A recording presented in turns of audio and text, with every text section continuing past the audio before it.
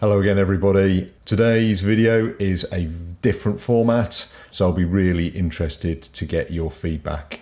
I'm sure many of you will know that I have recently presented at the Go Dive show, and several people asked me if I would do the presentation that I delivered there and put it online so that people who aren't able to attend could listen and watch it.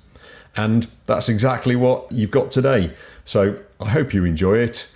As always, please drop us a comment, leave us a like, obviously subscribe, share, all of those kind of things. So what I'm going to do in this presentation is, first of all, explain a bit about technical diving and some of the challenges that it creates. What I'm then going to do is explain why those challenges make sense to me. And I'm going to use it through the medium of some objects. And I'm going to use those objects to tell stories or explain why those stories are relevant to me. They're all stuff that I found relatively recently, and you may have seen some of the videos, because some of them are already online. Now, that's the back of my van. In it you can see all my diving gear, and I think when we talk about technical diving, the number one thing that we talk about is gear. So you can see that's only mine. It's for one dive. Although, potentially I could use it for two. And you'll see in there my rebreather, you'll see in there my dry suit, my scooter, a whole load of cylinders, and there's a whole load of other stuff in there as well. So technical diving equals lots of gear. The other thing that is normally associated with technical diving is decompression stops. And in here, you can see a typical profile for I think a nearly 90-meter dive. See, the vast majority of it is spent doing decompression stops. Probably no surprise to anybody who watches this channel that is what the vast majority of any dive that I do looks like. You can see us there, we're sat at 6 meters on a deco trapeze. I'm reading my Kindle and just waiting for the time to tick down.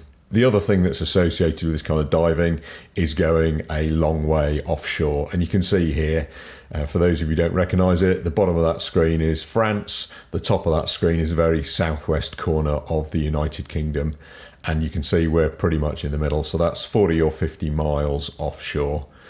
And then when you get there, this is the kind of thing that you hope to find. You can see there completely flat seabed, and then there's a big lump. And that's obviously what we're going to dive. Now, getting out and back takes a long time. So, this is a single dive. That 20 minutes that you spend on the bottom is a whole day activity, which means that you spend an awful lot of time doing what these guys are doing here, sleeping. If you're lucky, it's a nice sunny day. The sea's nice and flat. You can do it on the back of the boat. Otherwise, you're in the cabin.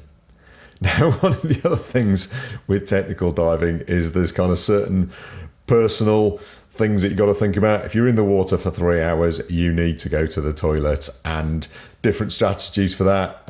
My good friend Michael here, you can see he's decided to go with a nappy option. Other people use other techniques, and I'm not even going to go with what the ladies do. So that's what technical diving looks like, or that's what some of the challenges. But the question is, why would you want to put yourself through that? And for me, that's encapsulated in this diagram here, or this picture here. And what I would draw your attention to is the scale at the bottom. You can see this is depth. So on the very right hand end where it's red, that's basically the surface, and the very left hand end where it's dark blue is about 120 meters. If we say that 40 meters is the depth at which stuff changes from becoming recreational diving to technical diving, you can see the vast majority of the English Channel is outside the range of recreational divers, but inside the range of technical divers. And that means there's a huge opportunity there. So it's kind of zooming in a bit here. This slide is obviously a chart. Once again, it is the bottom southwest of the United Kingdom. You can see that's mainly Cornwall, and to the left-hand side there you can see the Isles of Scilly. But what I would draw your attention to is all of those red wreck symbols. You can see there is a huge number of them.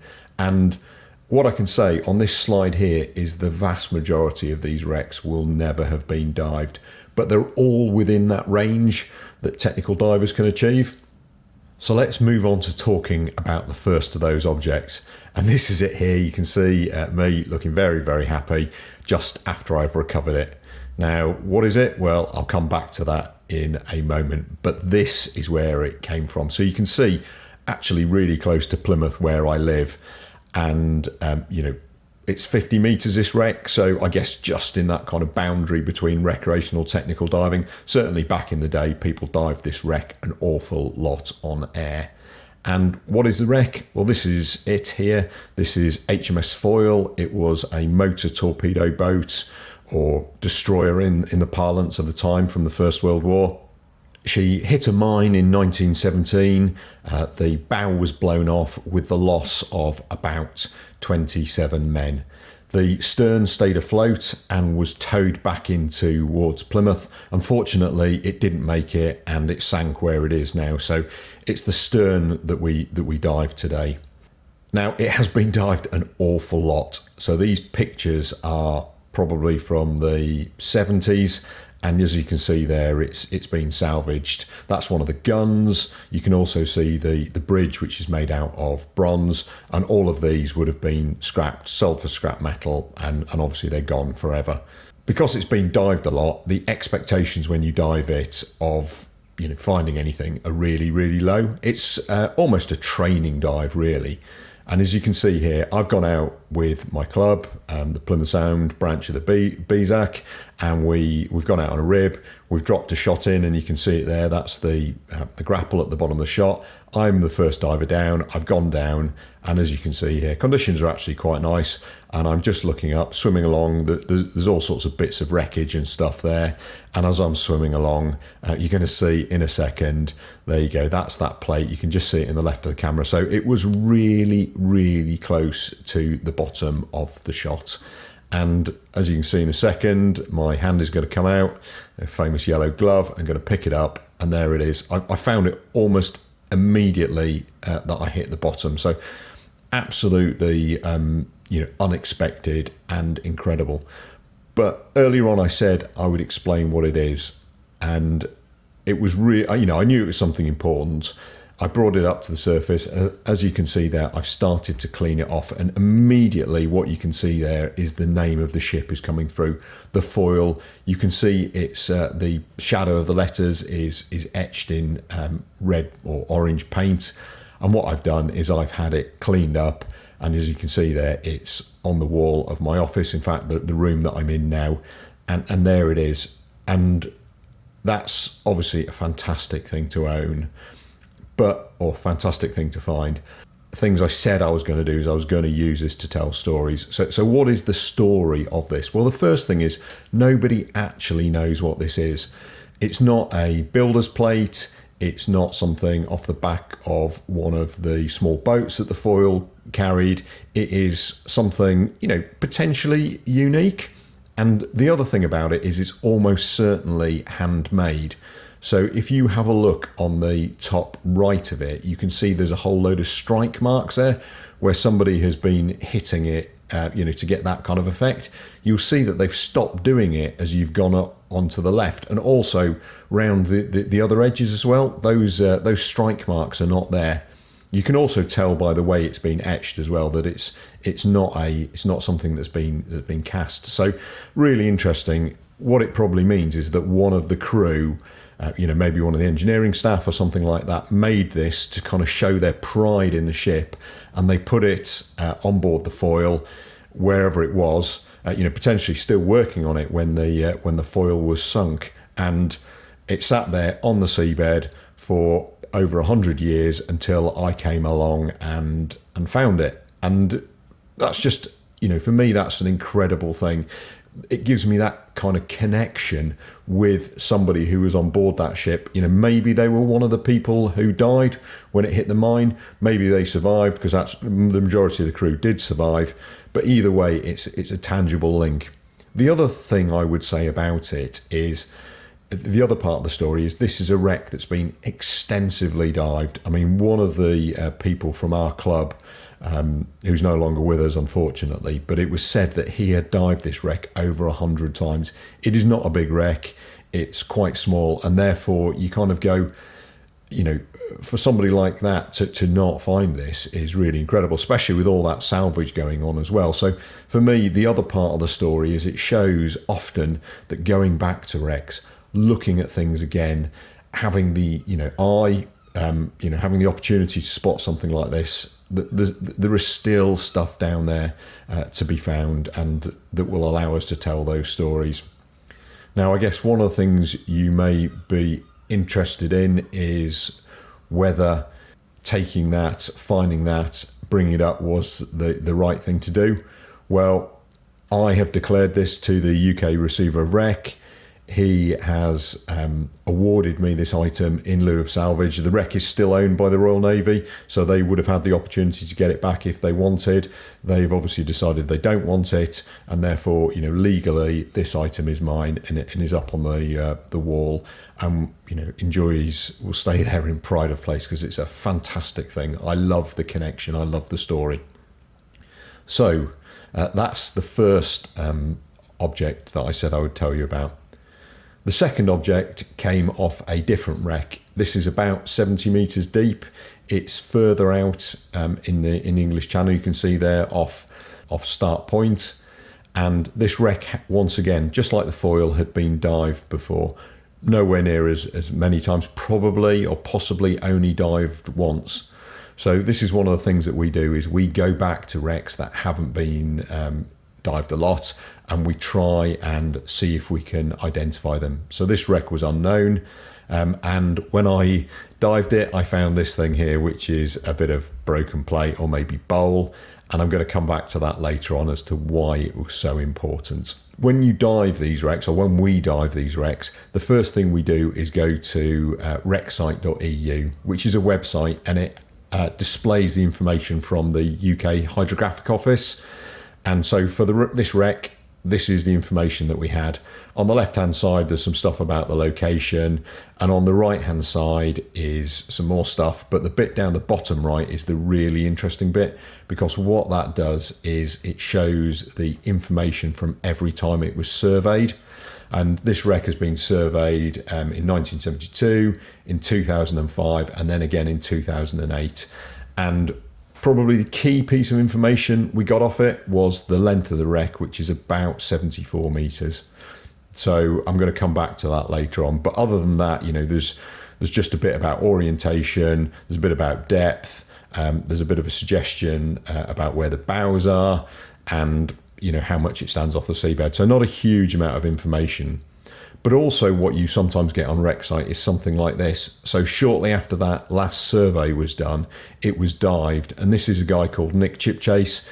He put his log online, and these are fantastic pieces of information. It's such a good thing that he does. Unfortunately, he doesn't dive anymore, but I know he keeps a close interest in what's happening with wrecks, and he's probably going to watch this video. So if you do, Nick, thank you very much for all the information that you put online. So he dived it in 2008, and he recorded a load of information about it. Probably the kind of two key pieces of information on this. The first thing is that there was coal in the cargo holds, and the second thing is he suggests it was possibly a post-World War One vessel, and possibly an MV motor vessel. So it probably means that he saw, or thought he saw, diesel engines down there.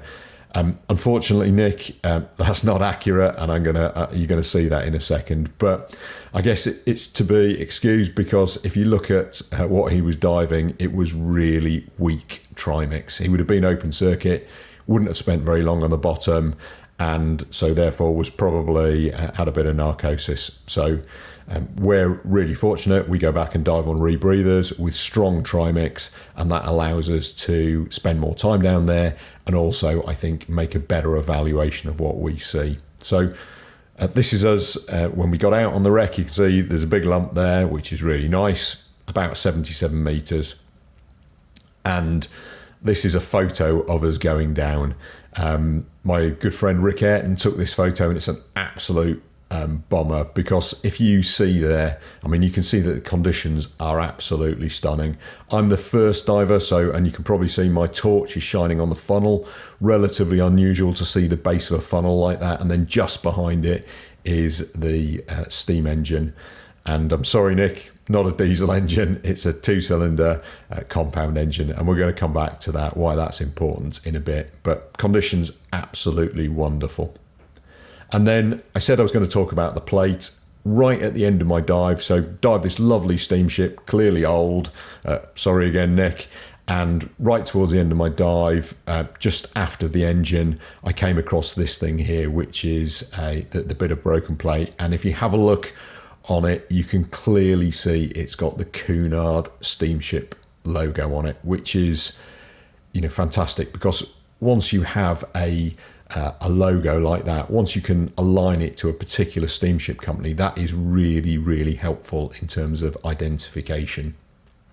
And what you can then do is what I've done here. So I've gone onto Wrecksite and I've told Wrecksite to show me all the Cunard steamship vessels that have been sunk. And as you can see, there's a shed load of them, some really famous ones there. For those of you who remember the Falklands War, Atlantic Conveyor, which went down in 1982, sunk by the Argentinians. That was a Cunard line vessel. But then there's some other ones that are really famous there. The Lusitania off the southern coast of Ireland, massive ship, not quite as big as a Titanic, but certainly that kind of scale.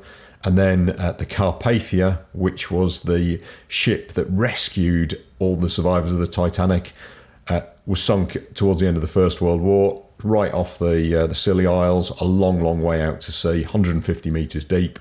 But that was another Cunard vessel. But the one I particularly want to show you is this one down here, which is the SS Nantes. SS Nantes was a old steamship. And the interesting thing about it is the sinking position is very close to the wreck that we dived. So we've got two really good pieces of information there. First one is obviously the crockery tells us it's probably a Cunard line vessel. Second thing is we got a sinking position relatively close to where we found this one. Now, sinking positions aren't always super reliable, but if you can put enough things together, then I think you get an identity. The other thing I think so this is the information about the Nantes. It was sunk in a collision. It was on a voyage from Liverpool to Havre, and it was carrying coal. So that's really interesting. So we've got a third piece of information there. We've got the crockery, we've got the sinking position, we've got the cargo of coal. And then, for me, nearly the clincher is the fact that its dimensions. It's 73 metres long. You can remember the information on the UK Hydrographic Office website said it was 74 metres. So, within the realms of, reasonable, data and everything, I think that is pretty good. But there is one final thing that for me absolutely nailed it. So this vessel was built in Glasgow by a small shipbuilder called Blackwood and Gordon. Blackwood and Gordon also built another ship in the same year as the Nantes. The ship was called the Hornet. Now we know that wreck, the Hornet, is off the north coast of Cornwall. I have dived it. We found the bell, and so it was indisputable it was the Hornet. And off the Hornet came the porthole that you can see on the right hand side here. The porthole on the left came off the ship that the crockery came off, and as you can see, those two portholes are almost identical and quite unusual as well. So we now have all of these pieces of evidence. So we have the location, we have the crockery, we have the cargo of coal, we have the length, and we now have the fact that these two very unusual portholes came off ships that were built in the same yard. So once you have all those things together, I think we can say for absolute certain that we have identified the wreck of the Nantes, lost in 1888 in some pretty horrendous circumstances.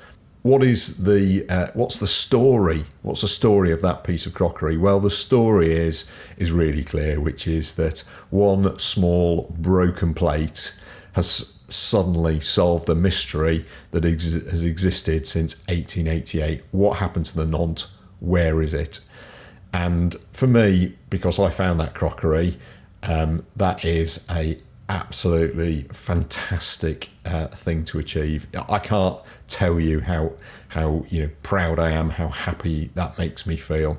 And once again, for those of you who are interested in such things, because I recovered both the porthole and the plate, I declared them to the receiver of wreck, and as you can see there, he has spoken to the legal owner of the Nantes, which I suspect it may well be it's either Lloyd's, the insurance company, or the Cunard line. For whatever reason, once again, they weren't interested in it, and they've awarded me those things, so they are now legally mine.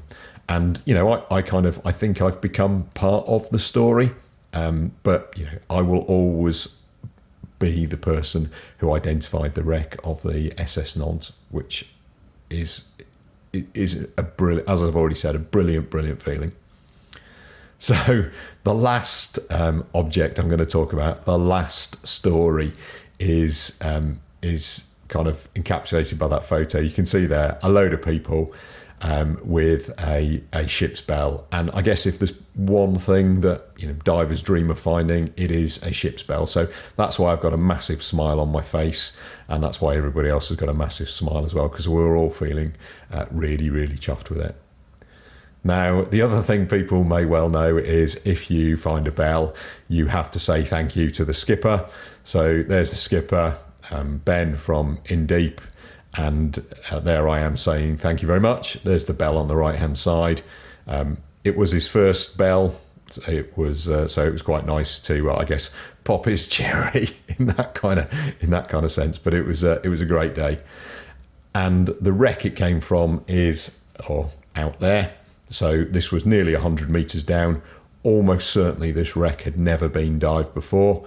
Long way out, long day, all those kind of things. And to kind of put it where it is on the chart, there it is. It's out there. There's a load of wrecks out there. We've dived some of them, but not very many.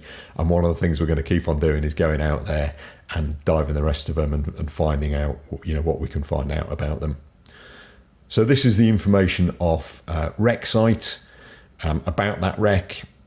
Basically there is very little. It was surveyed in 1989, and it's you can see the length is about 80 meters. Its beam is 13 meters. It stands up relatively well. Now, unusually for this one, we've also got this as well, which is some multi-beam imagery of the wreck, or possibly side scan, not really sure. But Odyssey Marine did a big survey of the entire western approaches. They were looking for the Merchant Royal, didn't find it, found loads of other things, but the data they captured like this was submitted to the UKHO, and for wrecks like this is available. So you can see there's quite a big shadow on that wreck. What we discovered was the stern. So the stern is at the top right, bow is at the bottom left. You can just about make out the engine and the boilers in the middle, but really it's not a super amount of information to go on. Now, when we dive these wrecks, what we normally do is take it in turns to see who goes first. That's what it looks like on the multi-beam. Today was my day to go in last, which is always a bit frustrating because that almost certainly all the discoveries are going to be made by other people. So you're getting down there and you're kind of, I guess just trying to make do with what you can. On the way down, the visibility was absolutely fantastic. You could see divers all over the wreck, on the bow, on the bridge, all the places you would expect. Nobody had managed to find anything. It was quite a cheap ship. It was all the bridge gear was made of iron and stuff. So, there's nothing down there to give us much of a clue. I went off the side of the wreck looking for some crockery. It was all broken. There was nothing on it, no logos or anything like that. So I was feeling a bit miffed, if I'm honest, and I was just coming back up onto the wreck, right at the end of my dive, and as you can see here, if you have a look under all that yellow rope, or that yellow cable is a porthole. It's iron, so it's pretty rubbish, but I'd seen underneath it something that, wasn't rubbish. And as you can see there, I am pulling it out, and I can't begin to tell you what that moment feels like when you find a bell. So there was all sorts of things. It was great because I thought, right, brilliant. We have now identified this shipwreck because that bell is going to have a name on it. And all of a sudden there is a mystery that has been solved. Unfortunately, when I got it to the surface and when I cleaned it off, it soon became apparent that we hadn't solved the mystery, because something people don't often realise is that quite a lot of ships' bells don't actually have a name on it. And as you can see here, this one is smooth as a baby's bum. So that was really frustrating. And we knew pretty quickly from getting it to the surface there was no name on it. So all of a sudden, we can't solve the mystery. About the only thing that we've got to help us is this thing that came up. One of the other divers found it, and as you can see, it's got some writing on there, and that is in a Scandinavian language, so it might be Danish or Norwegian or Swedish. They all use similar words, and what that is, it says, is cutlery drawer. Or something like that. So somebody has found the label off the cutlery drawer from the ship. So that's it. That is the kind of the best piece of evidence that we have. So you take that information, you analyse it. We know it's 80 metres long. It's got a cargo of coal. It had a 3-cylinder steam engine.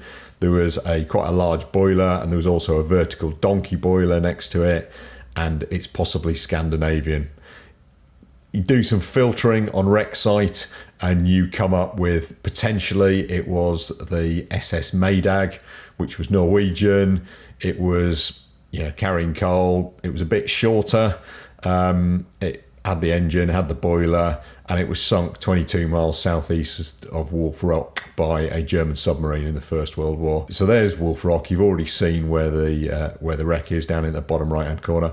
I'll be honest, those kind of sinking reports are so vague, and there is a load of other ships that could also be it. I have no confidence that we found the SS Maydag. We might have done, but certainly there is no level of proof. So what is the story of the bell? The story of the bell is that even when you find something like that, it doesn't necessarily solve the mystery. And there are still mysteries out there. In fact, there are a shed load of mysteries. So where is the SS Maydag? Is it that ship that I found, the SS Maydag? We don't know. I can tell you almost certainly we will never dive that wreck again, because there are so many other ones out there. I would be really surprised if anybody else dives that wreck anytime soon, because there are no other boats, no other divers really doing this kind of diving in that area. So the story is, for me, some mysteries just don't get solved. Some mysteries absolutely remain. So I hope you've enjoyed my canter through 3 objects, 3 stories, and it was interesting to you. One of the things that I often get told by people is I love talking about metal, which anybody who's listened to any of my videos know, but I don't often talk about marine life. So for those people, I am going to show you this little clip of video here. Now, I'm not that interested in marine life, but I have to tell you, when you have an experience like this with a dolphin coming up when you're on decompression stops, and he or she is clearly interacting with us, that's an intelligent mammal, a wild animal that is having a good look at us, wanting to know what we're all about. Now, the only thing I think better than 1 dolphin is, of course, 2 dolphins, and you've probably seen that. And then the only thing better than 2 dolphins is lots and lots of dolphins. Now, this is on one of those dives. This is actually on the Nantes dive. You can see it's an incredible experience. And when you do technical dive, you don't get, or very, very rarely get, these encounters when you're recreational diving. We get them surprisingly often when we're doing the technical thing. So it's not all hours of boring deco stops. Sometimes that happens to you. And the other thing I think I need to show you is this as well. I probably don't need to tell you that is a whale. It's a fin whale, which are they're the second largest whales in the world. As you can see, there's 2 of them there. We actually think we saw 4 of them. To give you a sense of scale, you can probably see the little things near the front of the whale. Those are dolphins, so those are 5 or 6 feet long, a couple of meters. There's 2 whales in that. You can see they're breaching, and there's one blowhole and everything. Obviously, we didn't see these in the water. These were taken by drones, but it was on the way back from one of those deep offshore dives. Absolutely unbelievable moments to encounter something like that. So for those of you who think I only talk about wrecks, hopefully you'll feel I have covered a bit of marine life as well. Now, I hope you've enjoyed that video. I hope it's been interesting to you. It's something a bit different. If you have enjoyed this format, I do have other presentations that I can do like this. So please stick something in the comments. Tell me whether you've liked it, whether you've not liked it, whether you'd like me to do some more. As always, I hope you give us a like. I hope you'll subscribe. And I hope you will watch my next video. I'm Dom Robinson, Deep Wreck Diver. Thank you for your time. And I'll look forward to seeing you on the next one.